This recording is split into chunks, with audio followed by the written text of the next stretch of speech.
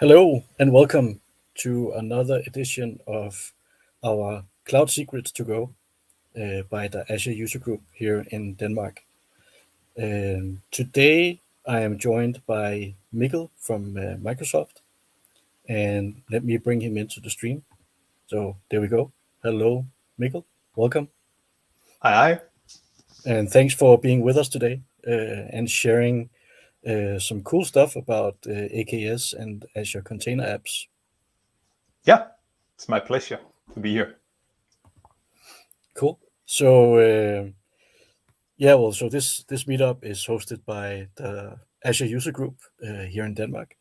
We try to do these Cloud Secrets to Go every once in a while, and of course we are now doing it online because of the whole situation with COVID that continues, unfortunately. So we do these every once in a while, and I think this is the second time you're on, Mikkel. I think you talked about something related to open source last year. Yeah, probably. With Mike. Yeah, that sounds about right. Yeah, it rings a bell. But it's good to be here. Yeah, it really is. And so this meetup is sponsored by Microsoft Denmark, who helps us out with the stream, for example. So we're of course grateful for that, and we'll share some bits related to the Azure Hero initiative that they have going on. So after the stream. But first off, we'll just let Mikkel present, and then we'll go over to questions. So please, everyone, feel free to post your questions in the chat, and then we'll bring them up. And we talked about this being somewhat informal. So if you have questions along the way in regards to some of what Mikkel is showing, then please feel free to post. And then I'll jump in and ask questions and bring them up on the screen. So please feel free to ask questions. But I think I will hand it over to Mikkel. So if we bring up your slide deck. Yeah, there you go. There we go. And then I'll just remove myself. So please take it away. Thanks, Morten. And hi, everyone. Thanks for having me here. As Morten said, my name is Mikkel Mørk Hegnhøj. On a daily basis, I work at in the Azure Application Platform team in Microsoft, the product team. I function as what we call a principal PM architect. So the Azure Application Platform team is the place in Microsoft where we run the App Plat services. Funny enough, those will be the web apps, functions, logic apps, container apps, as the newest coming to that suite, and then static web apps is one of our services as well. So in my role, I do a little bit of oversight on all of these, and also mainly looking into new stuff coming and sort of where to move next with our service portfolio. I've added a Twitter handle and an email, so feel free to reach out if you have like any questions. Be happy to see how I can help. But today we're going to talk a little bit about container orchestration and container orchestration on Azure. And obviously this will end up having a tie into our two main offerings around this AKS and container apps. But let's do a little bit of ground sort of level setting to begin with, just to ensure that we, start up in the right way in terms of why we even do these type of things that we do here. So containers, what are they good for? What problems are they actually solving for us? Well, we typically have like these, operating systems on our computers, bunch of resources. Once we start deploying applications into them, they have to share these resources. And we can run into all these type of problems of having conflicts between, versions of frameworks and libraries that the, multiple applications need. How do you isolate CPU and reserve for certain application? How do you resolve for things like, port sharing issues when trying to run these multiple applications on on a computer? Entering this operating system level virtualization layer, which is basically what containers are and are brought to us by, the de facto container runtime like Docker. It gives us that, ability to go and isolate our individual workloads, right? So once we have that one application inside a container here, we can now isolate CPU, we can assign memory to it, and we can create this virtualized file system, so the application thinks it runs and has full, rights over these things, and we can solve some of these issues of sharing and having to managing dependencies, different dependencies across different workloads. And we can even do fancy stuff like run containers in containers. And this is something that, we do a lot, and we see a lot being done typically in developer scenarios. If you're one of those who started to take on using development containers in Visual Studio Code, for instance, you probably had a few adventures with the Docker and Docker stuff and how this all works. But again, it gives us these nice isolation boundaries, and really what containers gives us is a way to control access to this pool of resources if we have multiple applications on a single computer. So that's a good checkbox to have and a good piece of technology as we move forward and want to, start distributing these things and run these in real workloads. So the next big benefit that the whole container technology stack brings to us is really around distribution. How do we bring that one application from one computer to the other? Well, we have these registries, which are basically just fancy file systems with a bunch of metadata around. We push our stuff over there. These are compressed,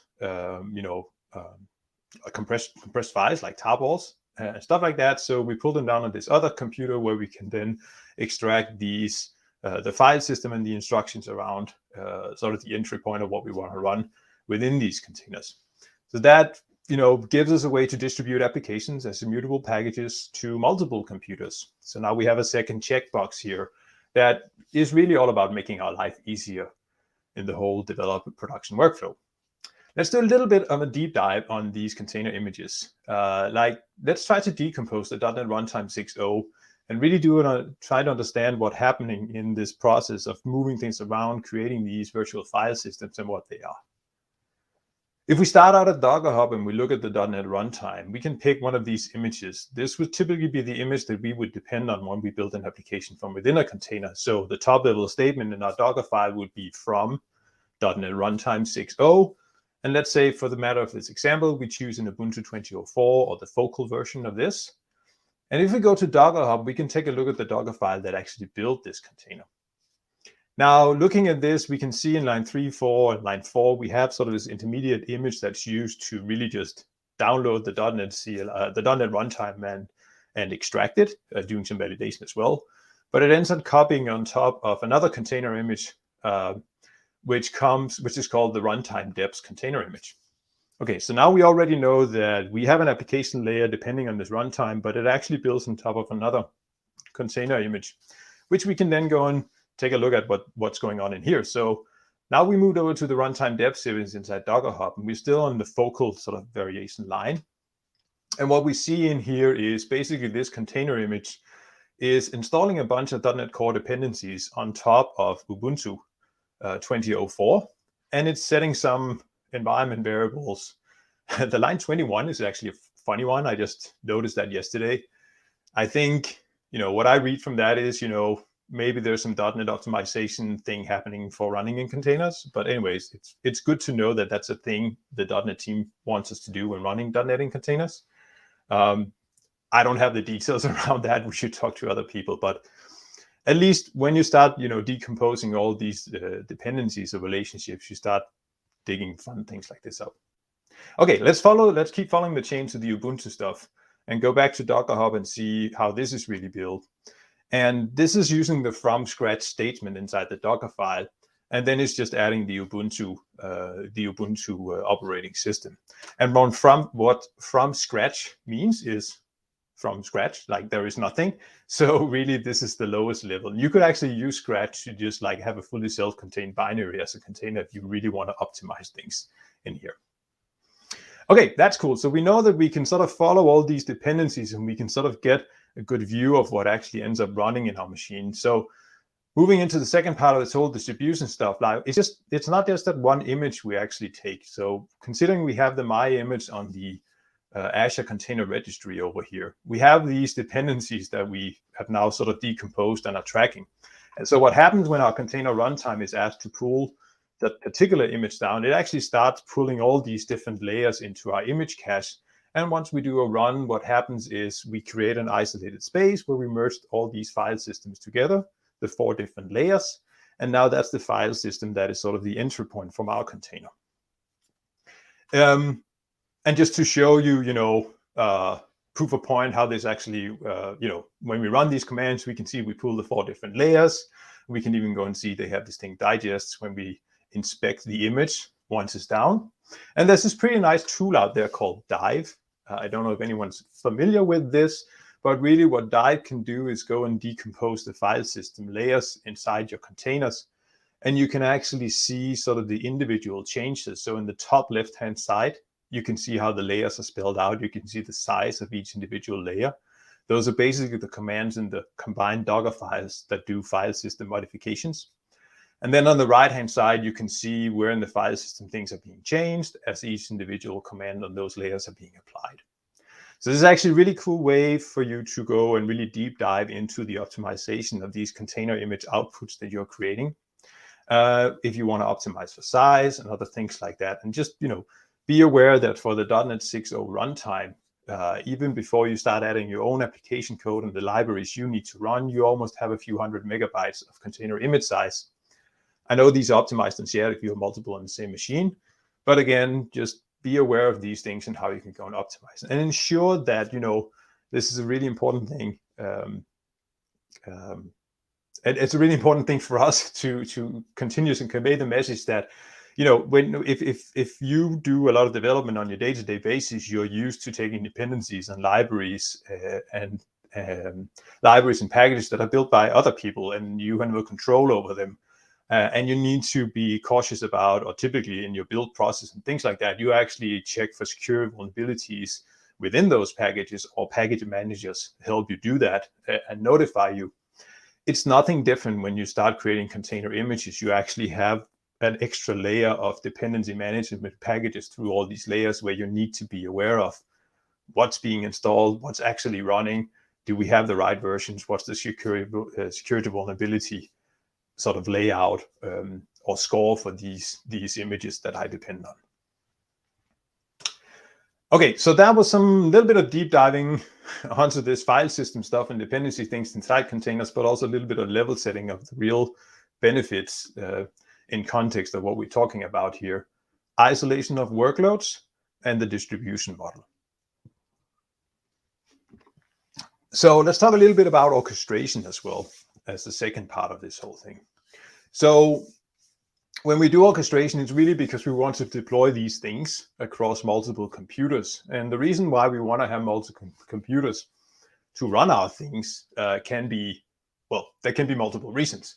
One of them being we need more resources that can fit into a single computer. That's not necessarily the typical one. I think the most typical one is like we need some kind of resiliency against failure. So let's say if one computer goes down, maybe there's another one running the same thing or copy or replica of the same thing. But there are multiple reasons why we want to do these type of running, our things across multiple computers. So enter orchestration and the need for that.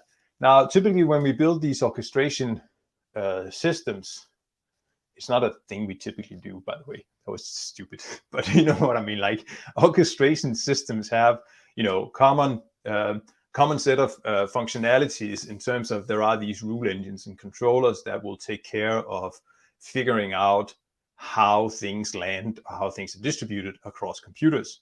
Typically, we talk about these as control planes. There could be implementations where you have agents and separate control planes, which is what Kubernetes is doing. Other systems sort of have control planes ingrained inside the cluster nodes and things like that. So various implementations, but conceptually these are the same. And really what the control plane with the rule engines and all its controllers are there for is to ensure that we do, we orchestrate and we schedule our things on these computers according to a set of rules. So once we have this now on top of the two first checkboxes, we have a way to control access to pool of resources when we have multiple applications and we want to spread them on multiple computers. Actually, it doesn't have to be multiple applications, but typically that's the thing. So that's our third checkbox we get when we add these things together.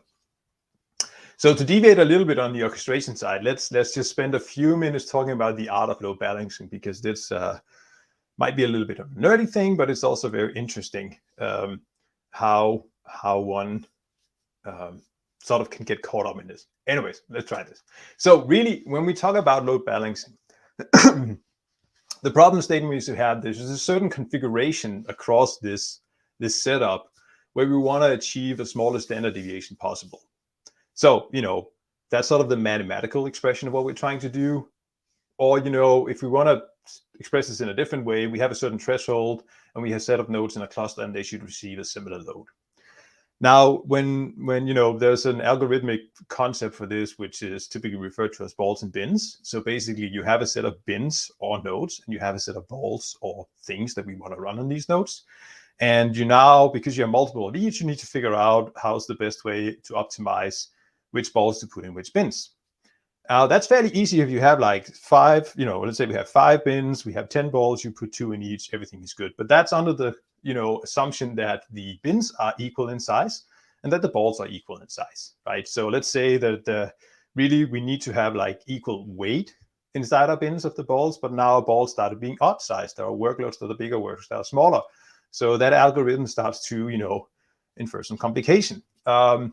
So on top of that, you could even consider the bins not being equal in size. Like typically when we do these type of clusters for orchestrators today, there's some uniform way of doing it because we have these compute models and they all create equal things. But there might be other constraints that are added in, such as it's not, if you think about resiliency again, typically, the nodes we would probably place in different data centers, which means that when you look at the balls or the workloads you need to put on those nodes or the balls in the bins, like the 2 yellow balls actually are equal and the 2 blue balls are equal, and you can't have 2 blue balls in the same bin as, and you can have 2 yellow balls in the same bin, so you need to spread those. And so you start adding all these constraints in and you make things odd sized, and that just makes this really, really, really, really hard. So you end up having this sort of non-deterministic algorithm. And the only way to try, to solve this is by, have this sort of brute force search algorithm, sometimes referred to, or you have this concept of simulated annealing, which is really, that there is a problem you need to solve, and it's just like really, really hard to find like the, the absolute optimum or best way of doing this. And typically the constraint is just the time it takes to calculate. Like there is this, I remember how, I heard recently about how, modern weather forecasting is, was based on this guy who had this idea that he could actually calculate what the weather would be tomorrow. The only problem he had is that it took him more than 2 days to do the calculations.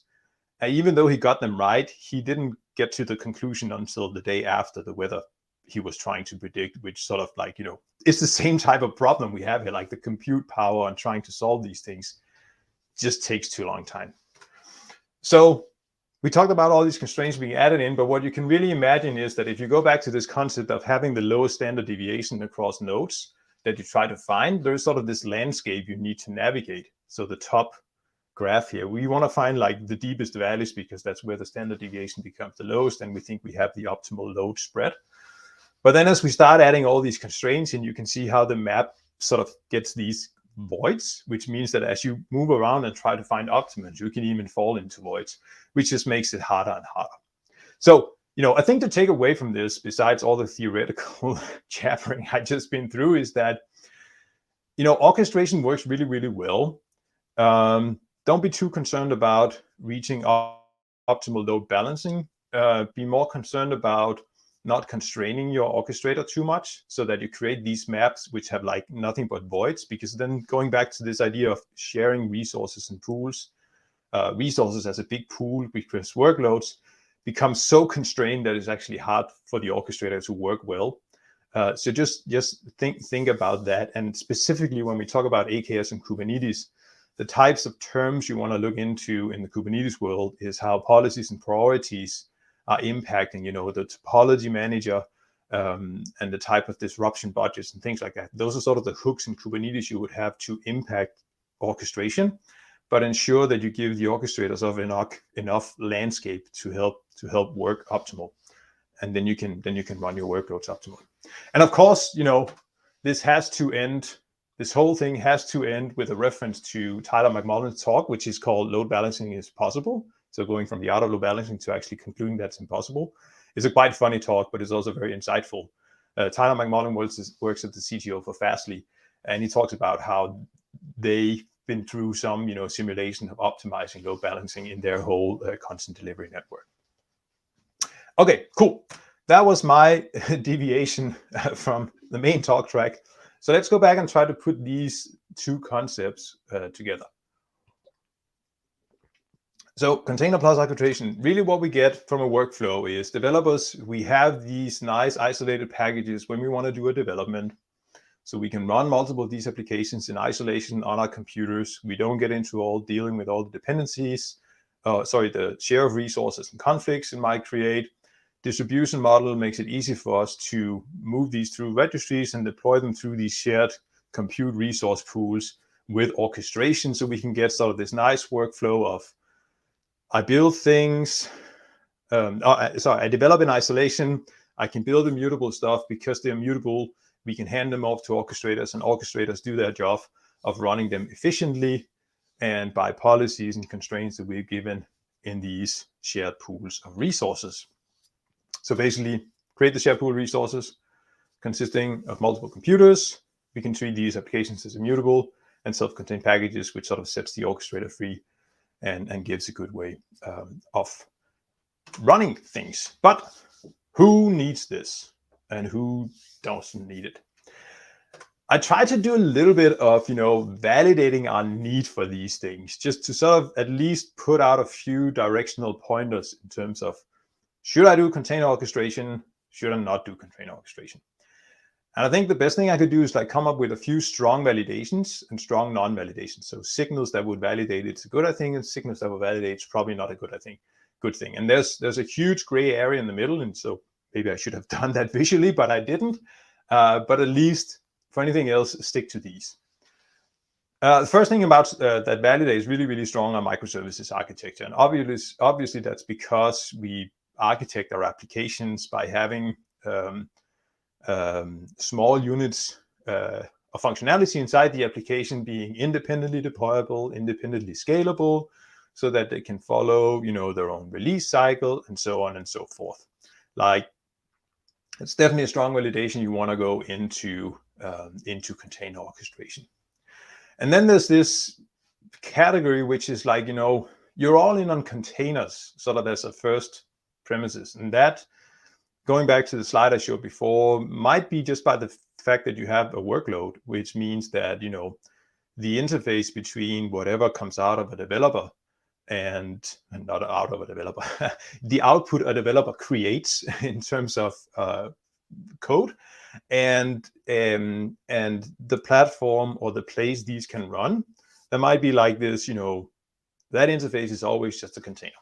So if you're at that place and you sort of have the whole toolchain and everything built up, and you have some high volume workloads, then it's a pretty strong validation that you would find a good spot doing container orchestration. And high volume workload, this is a typical usage pattern we have among our AKS customers in particular. The type of workloads running there are just factors larger than any of the other services we have inside Azure. And another sort of things that comes to that is that you typically, with these high scale workloads or high volume workloads, you have requirements to be more interested in the lower layers of the infrastructure. That could be things like how many IOPS can I get from a certain disk because my workload have high IOPS needs. Those type of scenarios, or you need huge amount of memory being reserved or being handed to specific workloads. And then you might have ideas around the specific VM SKUs that need to back your cluster and stuff like that. So once you get into all of those type of things, it's a fairly strong validation that container orchestration, and for high volume workloads, particularly AKS, is a good place for you to be. And then there's this other thing about if you work in a platform team. So we see more and more companies establish these platform teams, which maybe 10 years ago, so that will be what we call infrastructure teams. But I think now that we have cloud, there's less infrastructure and more platform. Well, I really don't know what to, but the purpose of a platform team is typically to provide an application platform where application teams or external vendors can go and deploy their applications. So they build out these platforms where they put in a set of features like scaling or service-to-service communication, secure service-to-service communication, and things like that, and sort of build out these platforms. And that's what they do, is they take care of that. And in the world of Kubernetes, they typically end up just handing out a namespace for the developers to go and deploy their apps in. Again, a lot of these scenarios fall over into the container orchestration space. So again, that will be also a strong validation. What doesn't validate strong for needing container orchestration is if you just have a web app or an API, or it might even be a static web app. We have very purpose-built services with that, and you don't want to really get into the lower levels of you don't have some of the strong validations over there if those are the cases, typically, unless you have a platform team, but that's a whole different story. So don't consider container orchestration there. Doesn't mean you shouldn't consider containers. Like, you can still do containers for web apps and everything, and you still get the nice workflow, the immutability, the distribution piece, and all of that. And then, of course, small scale workloads as well. And this is really just a matter of, like, typically they're a small scale workload.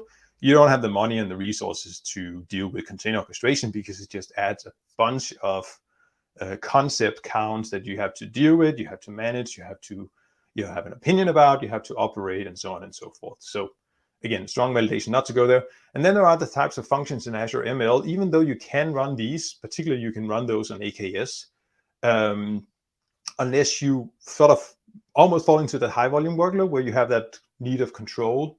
It's a strong validation to not do it. But there could be scenarios where you want to do it, and it's actually an option. Okay, so the two container orchestrators that are our main offerings in Azure, Azure Kubernetes Service and Azure Container Apps. Container Apps is a preview service today.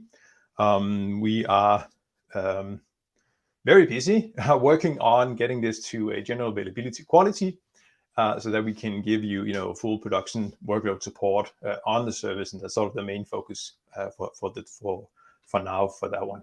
But just to make sure that we all understand the differences in what they are, AKS is really just Kubernetes. It's just a way of providing easy Kubernetes. And if we have this sort of operator, looks a little bit like Weird Yankovic, actually, if anyone knows him.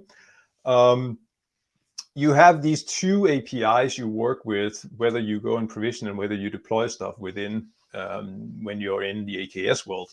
So on the provisioning side, you talk with the Azure Resource Manager, where you create your AKS clusters, and it has all these resources behind, like scale sets and load balancers and disks, and Kubernetes control plane, and you sort of instruct and control and operate these through the ARM API. You also get the Kubernetes API, which is the reason why you came to AKS in the first place, typically. So all the deployment and workloads and everything goes through that other API. So you have the resources typically where the container comes into that is where the container comes into the play. So you have sort of these two APIs to work with, but you get access to all the resources behind, or you have even the concept of a cluster in there. And when we look at the container apps, you just have the one API for your deployment and provisioning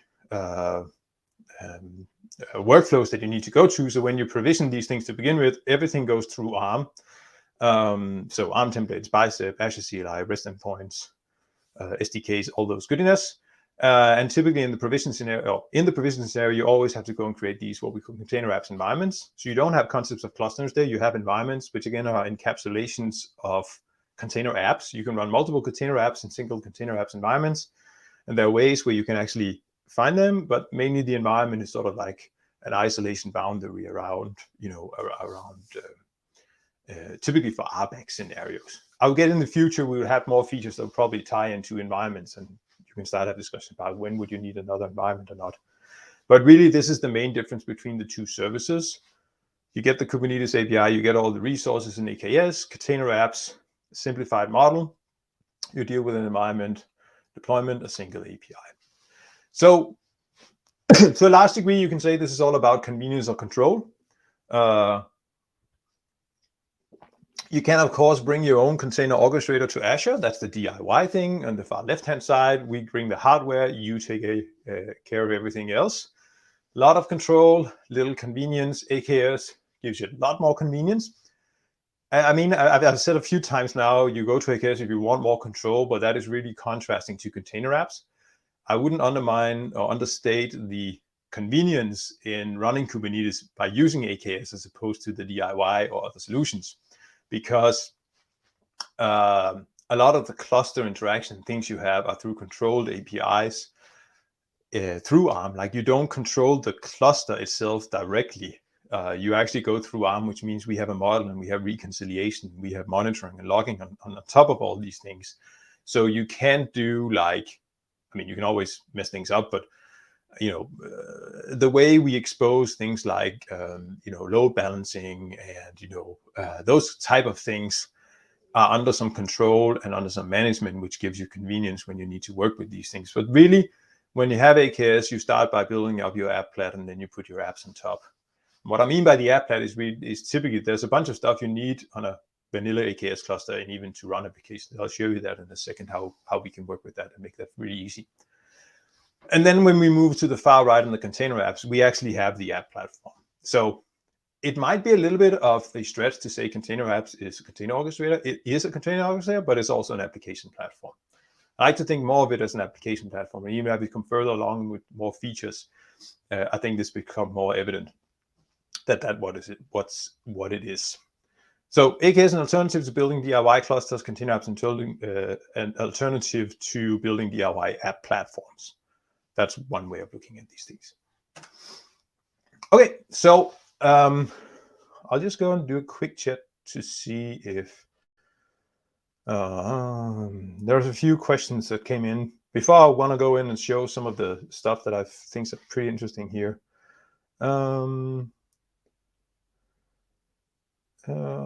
Is a way to find dhash values of from and Dockerfile. Does dive2 allows for that? Do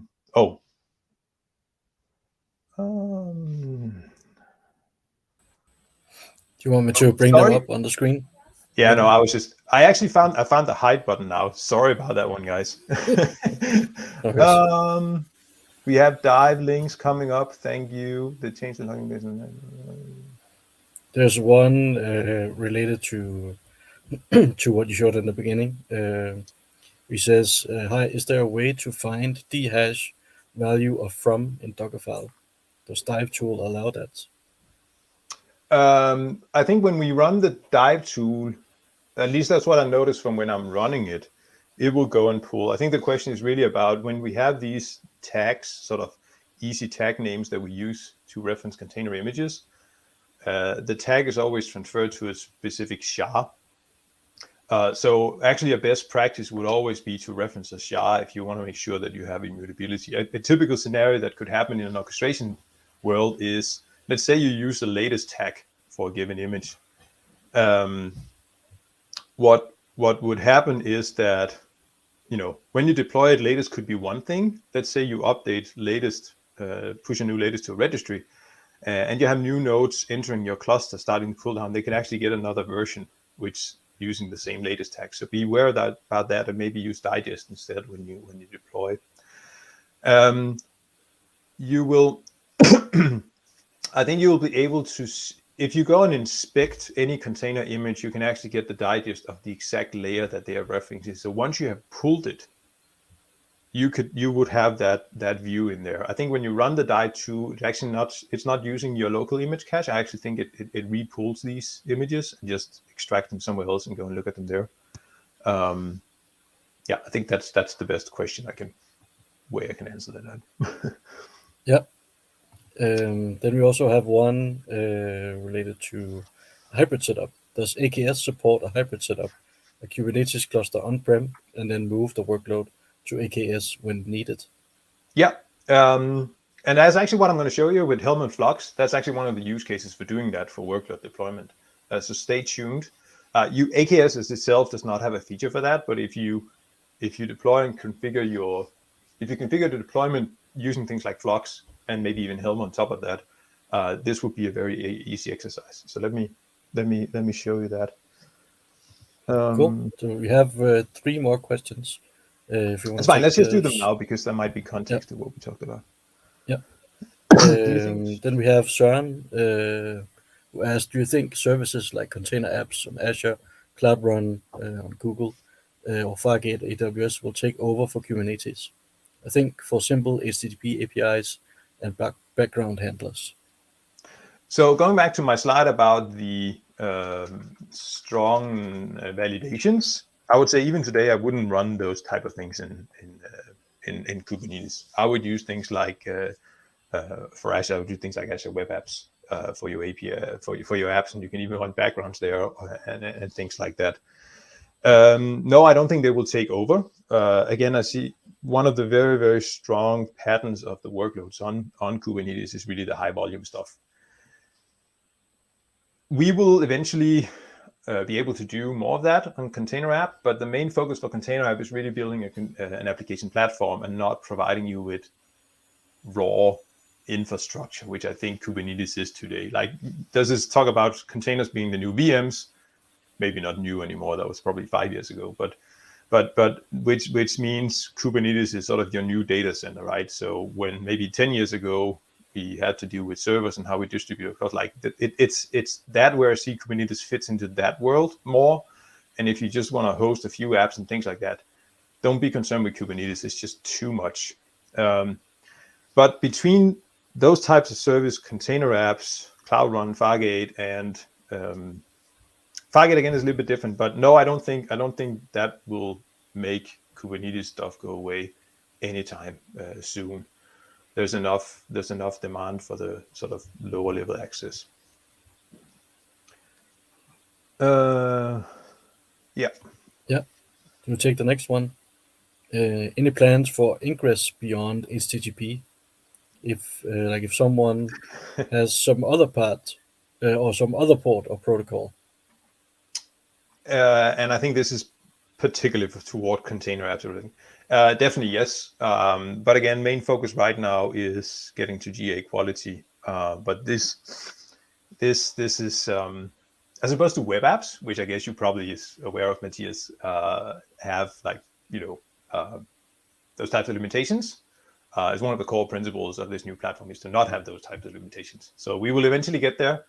I don't have an exact date or any roadmap for it, but definitely it's a thing we want to do. Yeah.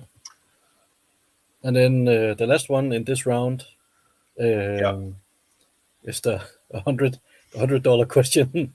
When would you use container apps instead of app services, and the other way around? Yeah, and again, I want to go back to this slide and what I said with this. If you have things that are smallish, if you just need a web app or an API and things like that, you don't need the type of orchestration. But then again, you can go back to the I'm all in on containers. And yeah, there is better container support in container apps that there is in app services today. And then you have these other limitations around app services, where there's only HTTPS traffic and so on and so forth. So, stick to those. But again, I would say, if you have a container today, if you want to use containers, container apps will probably fairly soon will be a good or a better alternative for containers than web apps. But again, I mean, it's so new. It's a preview thingy. We don't even run production grade. Lots of limitations. VNets will of course come. Persistent disks will of course come. But those are things you can't do today. But yeah. And then I think you just kind of answered the other question. I mean, and to Matthias's question, that is the state of what we have today. VNet's definitely on container apps. Don't expect Windows containers on container apps. It's not on the roadmap. Yeah, but so one other thing that I can't help but think of with regards to container apps versus app service, or at least one of the things that speaks to me is for container apps, it's a serverless approach to it, right? Where you're built for usage. So to me, that speaks towards something that you run not all the time, but occasionally. maybe not for a very short period of time, but it can be longer, given the high volume workloads. But it's something, like, to me, that seems like it's more of an on-demand thing, where a web app or a web API is more something you have running all the time. You want your website to always be up and running, or you want your API always to be available and quick. Whereas with container apps, at least that's how I see it. That, I don't know if you feel the same way, but that it's more of something, I guess, on demand is the best way of putting it. I think you're right. I would probably put a little bit different in saying that with container apps, you have scale to zero with auto scaling, which makes it a good place for having those types of workloads. And hopefully I'll show that in a bit. So if you have those type of workloads, you can actually do that, and you're not going to be billed as long as you don't have any containers running in there. But it doesn't necessarily mean that if you have like a microservices architecture of a bunch of web APIs that are continuously running, container app is definitely an option for those as well. Microservices wouldn't be a good option for web app or app services, mainly because of the inter-app communication thingy. So that's going back to the strong validation for container orchestration. Microservices architecture types would definitely go there. Yeah. But do you think there would be any, like, where it's more of a, maybe even you reserve capacity for container apps, so you don't have to worry so much about the from a billing, pricing point of view? From a pricing point of view, you can come up with anything like, free, share, isolated, dedicated, blah, blah, blah, blah, reserved instances, spot pricing might be a good one. Like all these cloud concepts, business model-y thingy. Eventually, but we need to, without us eating just all the cogs and just make this a way that we print the bills. By the way, which is something we do some now and then. But anyways, we probably want to have some tech in there to actually support those types of scenarios. But let's please move on to the demos. Let's do that. I'll jump out again. Cool. Let me find a way to really get rid of it. Let me just end that show. Okay. So, Helm and Flux. So if you're in the Kubernetes world, and again, I want to stay a little bit on this track of the scenario of building an application platform. That's what you want to do within there. You build the platform either for one particular workload or for multiple workloads. There's a bunch of stuff you need to bring on top of Kubernetes to be able to do that. And if you have Helm, so the problem that Helm solves here is that there are common components. There are multiple things, but there are common components out there that a lot of Kubernetes clusters use. Those could be things like ingresses, which are basically just like fancy reverse proxies to find services and route traffic to them and do load balancing and those things. So in the Nginx and Trafix of the world. Like all Kubernetes clusters, by large, would need one of those if they actually take traffic or requests coming from the outside. That could be things like, smart auto-scaling based on external metrics, which is where things like Akita, Kubernetes event-driven auto-scaling comes in. So you can go and watch an external queue and you can scale your workloads based on that. Typically, orchestrators only scale based on internal known metrics like CPU, memory, and stuff like that. So in a lot of scenarios, when you want to build these application platforms, you actually need to bring these components in. And with Helm, you have sort of a mechanism of creating these Helm charts, which are basically just standardized deployments of these things. So you can point to a Helm chart, do standard or do some override configurations, and that will ensure that it deploys that workloads inside your Kubernetes cluster. So that's what Helm is solving here. If you look at Flux, Flux is sort of the GitOps thing. Like Weaveworks claims to invented GitOps through Flux, gives you a way where you can drive your configuration of your Kubernetes setup declaratively as opposed to imperatively. Imperatively meaning like you write commands or you push, deployment things to them. Where declaratively what you do in Flux is you commit all your changes and store all your configuration in a Git repo.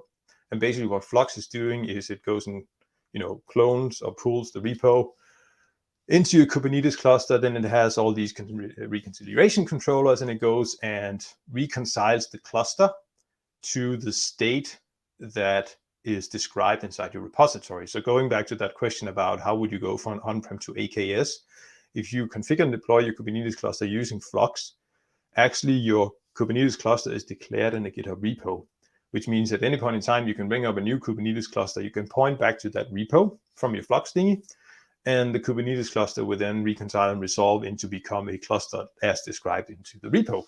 That's actually pretty cool. Like, we can't quite do that with Azure today. It would be nice if we could do something like that for all of our services.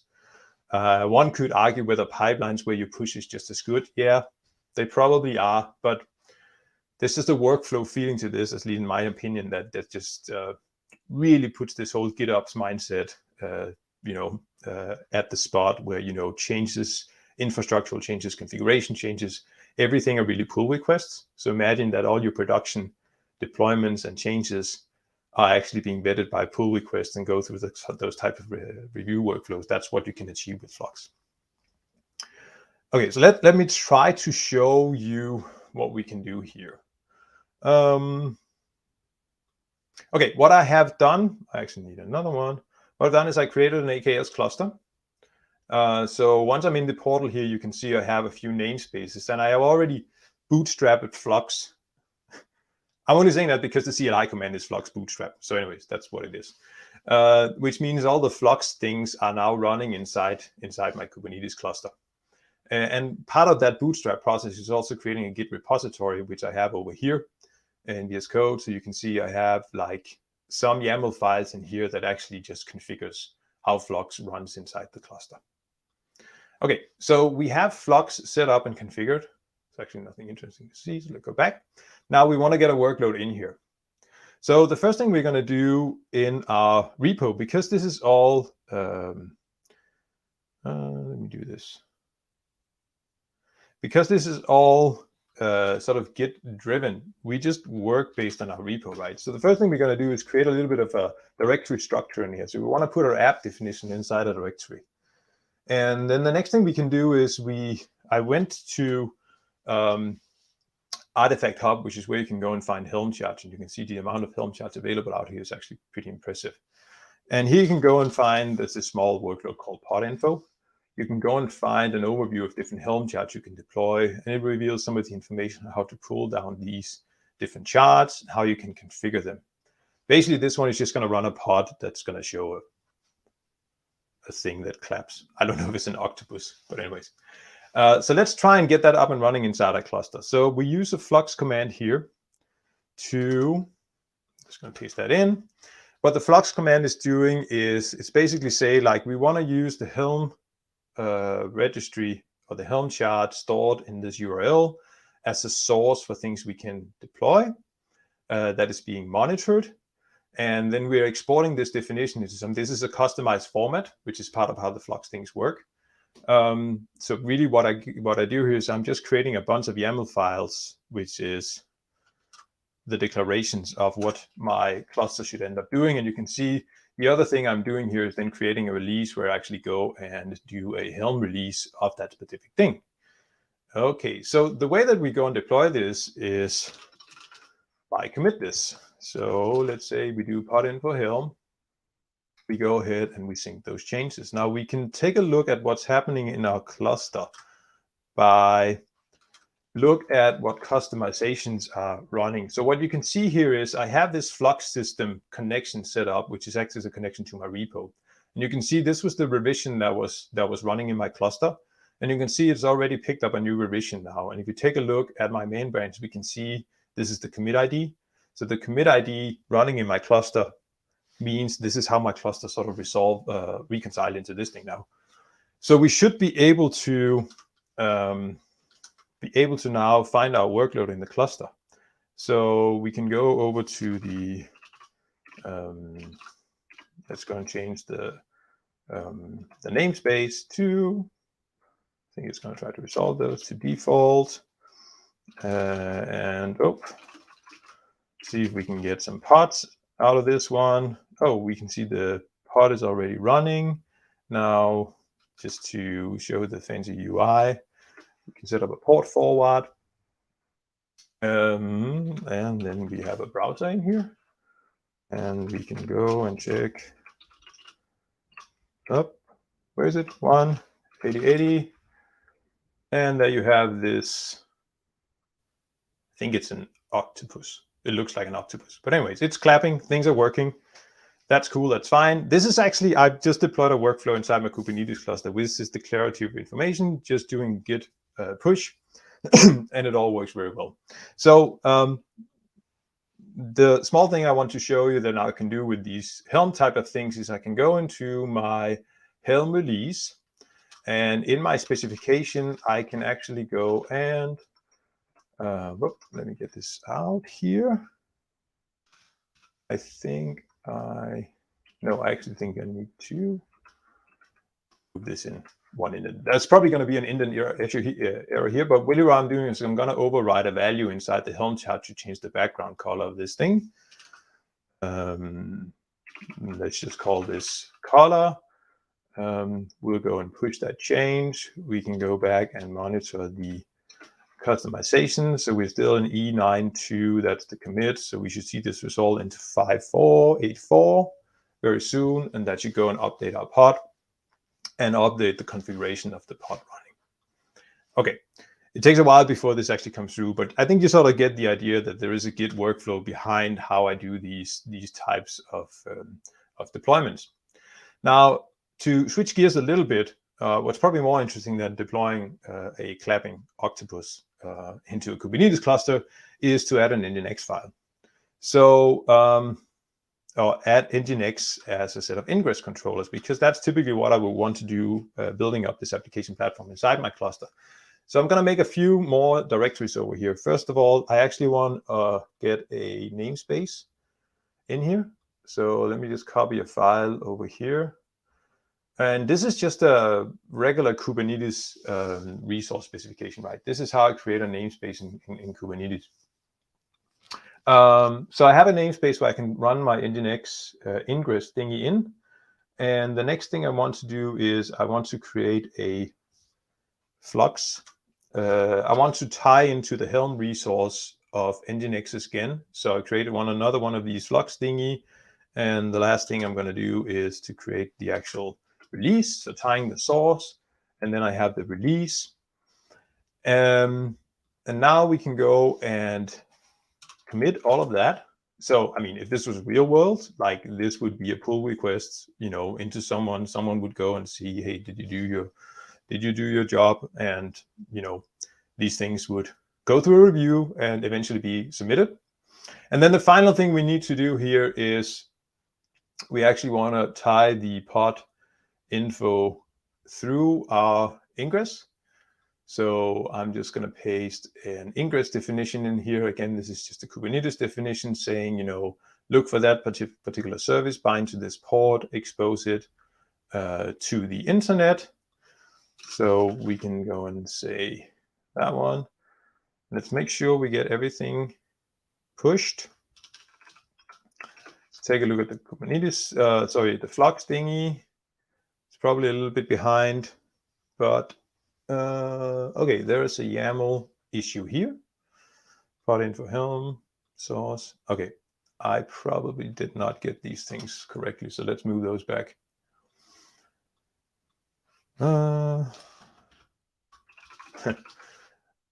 Then fix. Probably a fairly typical commit message when you work with YAML files, I would assume. It's like typo. Typo is probably the most used, I guess. But anyway, but you can see how these things hopefully eventually will go and reconcile themselves. Like there's a validation happening on the Flux side, and you can see how these logs, are going to look after that, and eventually will not go and apply these things if they actually don't work. So it'll stay on the old commit ID that I had. So, I mean, what this would eventually have done, and I don't know if we have time to actually wait to see everything now, is it will deploy a set of Nginx ingress controllers in my cluster, and it will expose my pods. So you can see how I start building out some of the components that I typically need in a Kubernetes cluster. And going back to the scenario of this being declarative, I could bring up a new Kubernetes cluster, point this back to this repository that I have, And you can see how I can start to build out really just a file structure that expresses how my Kubernetes cluster should be running and how my app platform is built. Okay, if we find time, let's go back and see if we have a clapping octopus on a public IP with a different background color a little bit later on. Okay, so that was one use case for AKS and Helm and Flux. And again, app platform and things you want to do, definitely the whole ecosystem of Kubernetes is what comes into play here, right? And I think that's one of the points, like really showing how that enables you to quickly create these kind of things by leveraging a lot of work from other people as well.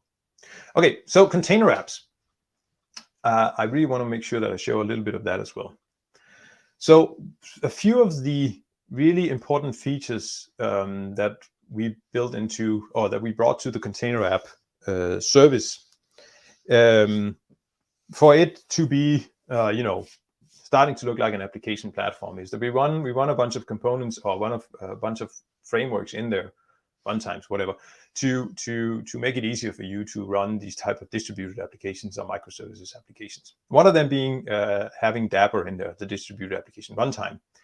So Dapr provides a bunch of abstraction of building blocks in those scenarios where inter-service communication can happen through these Dapr sidecars that will enable service resolution, load balancing, mutual TLS, and all these type of things. So when you have a stupid demo app like this, where we just want to show as much things as possible, and you have a Node and a Python and a Go service, you can use Dapr to interact between all of these, and it will just help proxying your communication. Another very important feature of Dapr is its state stores, so the ability to store key values through a common API. So particularly, we have this Python service here. Maybe we can bring, that's not the Python service. Maybe we can bring that one up, this one. So we can see in this Python service, which is just a Flask API, these routes of getting orders in here.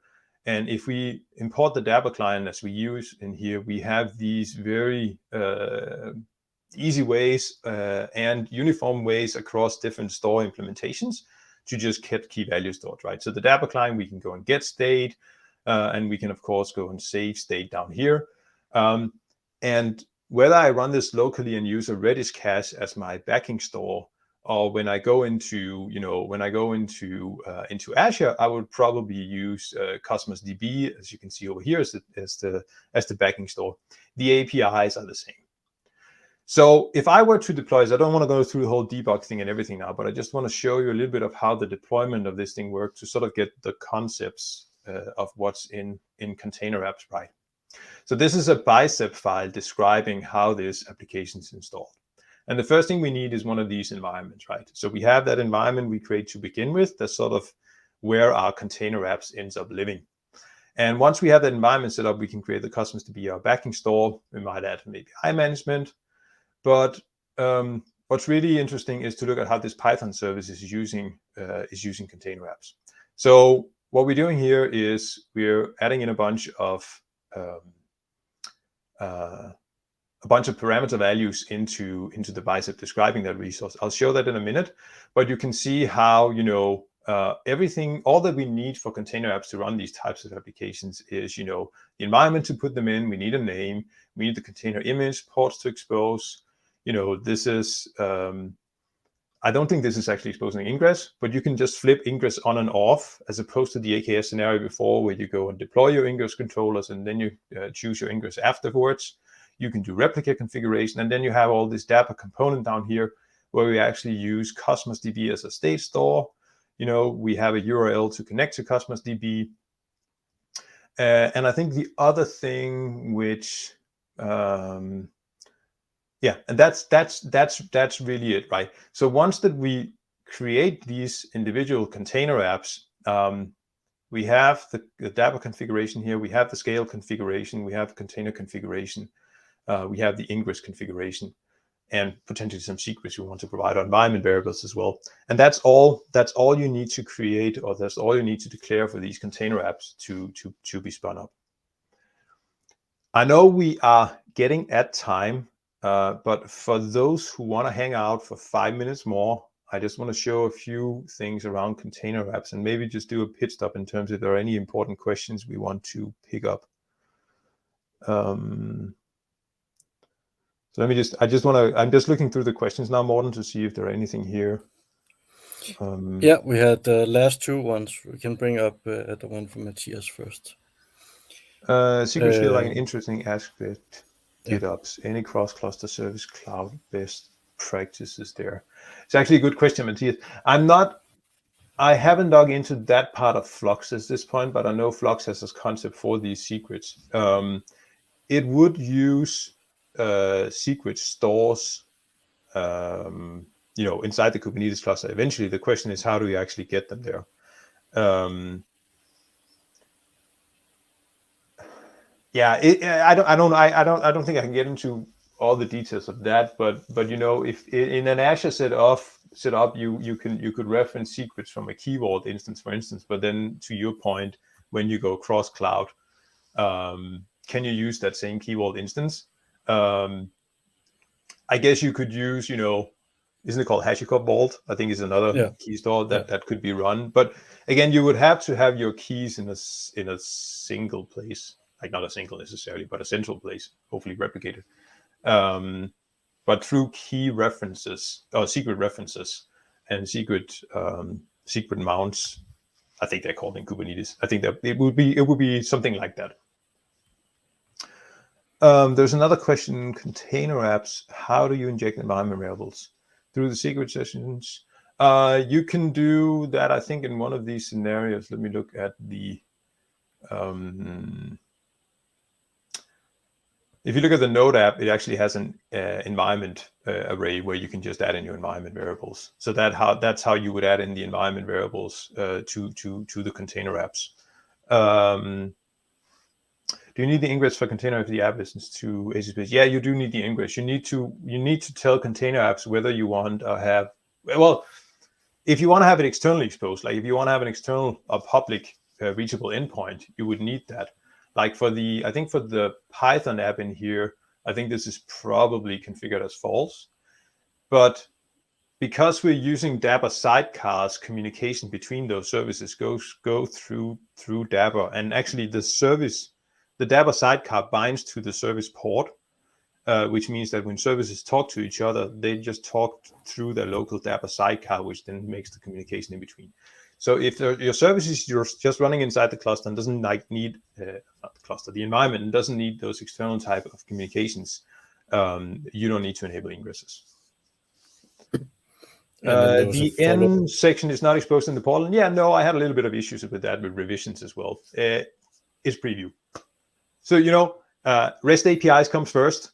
Hopefully ARM templates, Bicep, fairly close. CLI, we tend to do that fairly quickly as well because it's cheap. Portal is fairly expensive. So in these development cycles of our products, Portal always comes last. But it's because it's expensive to do UI, I guess. I guess we all know that. Yeah.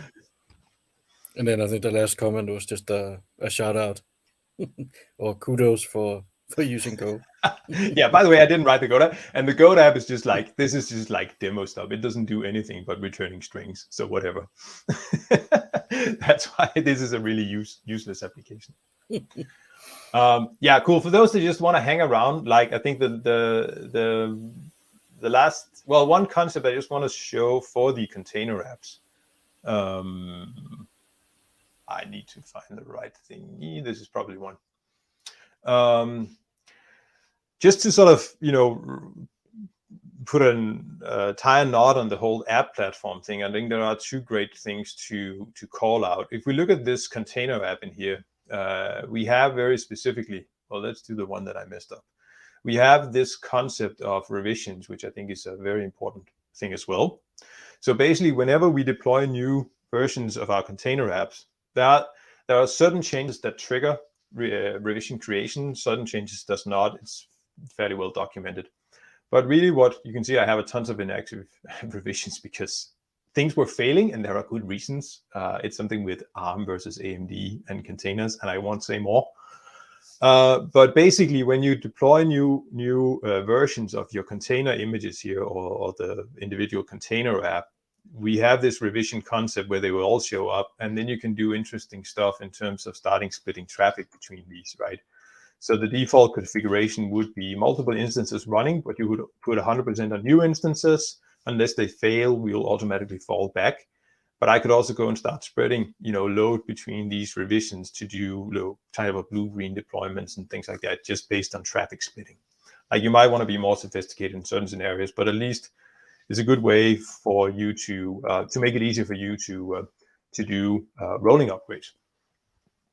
And of course, with Application Insights integration, you can see how the Dapper runtime being used for communication and having Application Insights hooked up with Dapper inside the container platform, which is definitely something you should do. You get these very nice maps in terms of how you want to observe what's going on inside your application. So you can see how the individual services call each other. You can even see the call to the state store from the Python app. And you can start doing some deep dive into performance and things like that.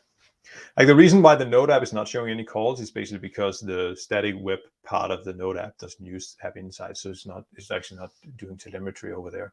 But this is all I got from telemetry we got from free by just using Dapper in here. There's a question around if Dapper goes hand in hand with container apps. Is just using the particular. Well, Dapper is enabling container apps, so you can use it. That means that the container apps API definition has these Dapper component things in them. So basically, you can describe, that's what I show. I think that's what I show with this portal link. This is the Dapper configuration that my Python application is running with to use its state store. So you don't have to do anything to enable Dapper other than configuring your Dapper components.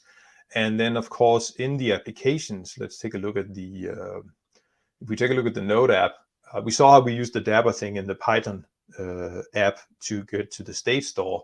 The other thing is the service-to-service communication, where basically you will go and post to the sidecar, and you add a header in with the service you actually want to communicate with, right? So that's how in your code you will adapt Dapper.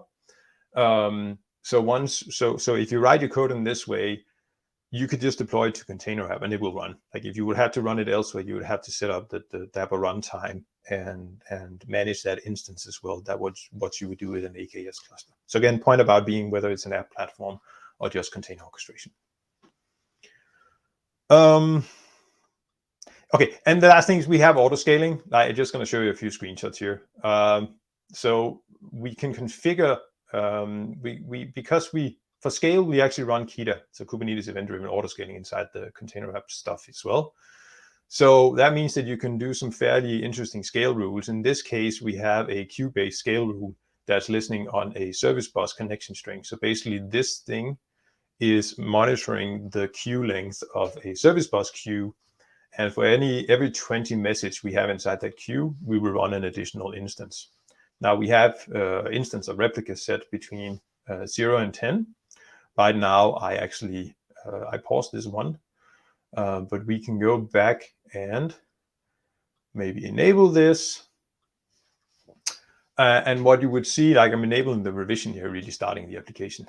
You can see this is a screenshot just showcasing that I actually have 2 messages in my queue at this point in time.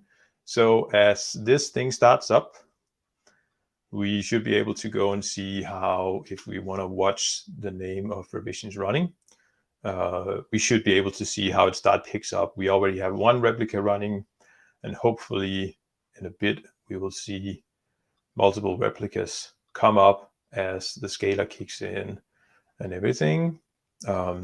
You can see it's always starting to pick up numbers from the queues. You can see now we have 4 replicas, and once the queue is empty, we'll start scaling down. And just to prove the point, like, this is more a query to try and see what happened over time. You can see how the scaling actually on a minute by minute went up to 8 instances down to 2. They all went away. So going back to the scenario Morten mentioned about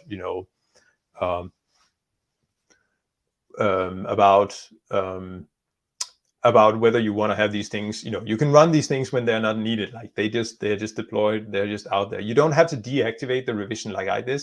The only reason why I deactivated that was because I had a little bit of problem with getting the messages into the queue. So that was a bit of a manual process, and I didn't want to do that as part of the demo. But you should actually see we're up to 8 replicas now, and this is almost finished. So soon this will go down and remove all the replicas again. So, I think this was giving sort of the main points of container apps that I wanted to bring forward, which is, it's an application platform supporting containers, having Dapper integrated so you can write your apps using Dapper, things like State Store. There's even pops up and access things inside Dapper that are very interesting to look at as well. You have this scale to 0 with, metrics outside of the cluster queues and things like that, so you don't pay for your workloads. And you just have to think about that, right? So do you want more convenience? You want more control, or do you need more control and can give up on some of the convenience? Consider that in between even just AKS and container apps. And be sure anything you can do with container apps, you can also do with AKS, right? Because that's where container apps come from, and you're using the fully set of open source components. So you can go and deploy Dapper, Kita, and I think it's Envoy you're using for the Ingress stuff inside AKS, and you can build your own container apps, but it's because you want to be in the business of building these type of app platforms. And if you're in doubt, you need container orchestration, but you're in doubt, start with container apps. And once you start falling through the cracks with limitations and things like that, consider whether you can live without or whether you want to take on a full AKS. There's a ton of more management to do. It's very costly. So yeah. Okay. Yeah, we ran a little bit over time. I hope people were able to stay around. If not, you can go and, I think, capture the video afterwards, Morten. Yeah, definitely. I think we got to most of the questions as well. Yeah. So nothing new popped up apart from some clapping hands, I think. Cool. So that's great. So I guess the only thing that's left is for the service to go GA. So we can all start using it. Well, that's the beginning, right? That's the beginning of everything. Like right now, we're just fooling around. We're getting things up and running. But once we GA, that's the beginning of everything. Right? That's when we get some real validation of what's going to go on, which direction to take things next. But be assured that I think the focus of the app platform and how with AKS and container apps, how these things will provide to different set of audiences is really a key thing to be considered out. If you're in the business of building application platforms and you have good reasons of doing those, definitely go with AKS and use the full ecosystem. If you just want to take on an application platform, look at what we were going to do with container apps and what will come in the future there. Yeah. Cool. Well, thank you so much for the presentation. Super interesting. You're welcome. It's good being cool here. To see the service come to life. I'm very much looking forward to seeing what other stuff you'll sprinkle on top of it. I'm sure you're just getting started. Yes, that will be a talk for a later time.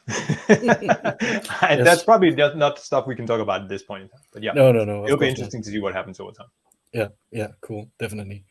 So with that, I'll just add a little word from our sponsors. Since Microsoft Denmark, amongst others, have this initiative called Azure Heroes, where you can collect badges and I think trade it for swag or something like that. I mean, who doesn't love swag? But anyway, so for attending the session, you can get the learner badge. So you can go to, what is it, AKS or aka.ms/azure.heroes to sign up, and then you get some kind of wallet. I can't remember what it's called. It's not a Bitcoin wallet, but it is a wallet for collecting. What's it called? I could totally zone that out. Blockchain. That's what it is. It's been muted not only on Twitter but also in the back of my head. So you can collect these learner badges and trade them for swag. And there are many more badges that you can collect. But anyway, so this is an initiative that some of the Azure developer advocates are doing and there's also a whole website around it and a community that you can follow along. So go check that out. And that was from our sponsors. Again, thank you, Mikkel, for taking time out to speak with us today.